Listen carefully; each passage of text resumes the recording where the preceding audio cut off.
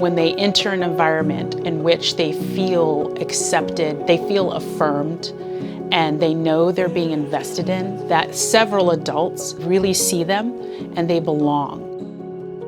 She's always been very confident, very adventurous. She is this happy little, crazy kid with a big personality. I mean, she would talk about how she didn't like to get pulled out and she felt different from everybody else. And you could see it was really starting to grind down on her, it just, emotionally.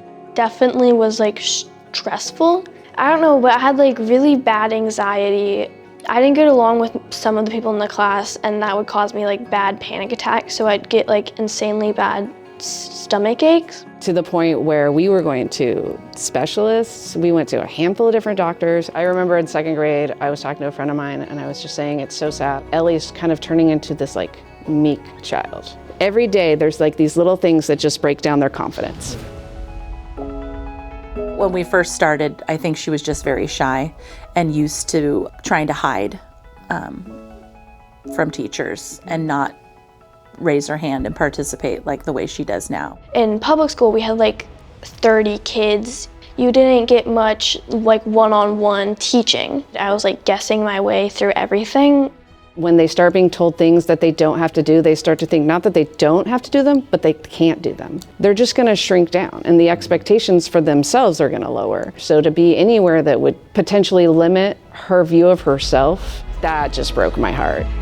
We hold high expectations from the moment they come through that door. We want them to have grit. We want them to have determination, perseverance. So you have the academic rigor that's going to help them sort of get through the academic world, but you also have art and music and theater, and those things are taken just as seriously. The thing that we've done for her that is probably the most relevant to her life is give her that confidence that she needed academically. She's no longer hiding in the corner or quiet about it.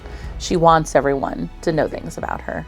She's an amazing storyteller, loves creating worlds and dialogue and characters. Even with all of her struggles, she'll write pages and pages. And though it's hard for her, it's so important for her to tell the story and to express herself. The whole class, the whole room, they look up to her. In PE class, she was kind of a leader, and she worked with kids and on their basketball skills and worked with me on my basketball skills. When students get to Park Academy, they can see the strengths in the students around them and see that, I also have strengths. It's like holding up a mirror to them. They see themselves reflected in the students around them. Park Academy is an amazing place. We have a very specific mission to help students with dyslexia and other related language processing difficulties. Things like structured literacy based in the Orton-Gillingham approach that really allow us to teach phonemic awareness, auditory processing, and visual processing that might support memory and executive functioning, supports and accommodations that are built into their day that aren't an added thing that has to be tacked on with some special plan like it would be in a different school. They're just part of the day.